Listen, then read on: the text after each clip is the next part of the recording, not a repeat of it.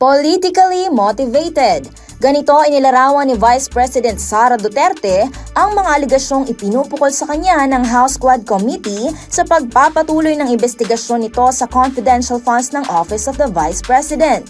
Sa isinagawang press briefing ng Vice Presidente kahapon, sinabi niya na bigo ang mga kongresista na magbigay ng ebidensya laban sa kanya kaya't patuloy lamang umano nilang sinisira ang institusyon ng nasabing ahensya kung saan nadadamay pa ang mga ordinaryong empleyado. Binanggit rin niya sina House Speaker Martin Romualdez at First Lady Liza Araneta Marcos na umano'y nagpapalaki ng kontrobersya upang gamitin ito sa politika. Sa pagdinig ng mababang kapulungan kahapon, pinatawan ng contempt citation ang 4 na opisyal ng OVP dahil sa hindi muling pagdalo sa itinakdang pagdinig.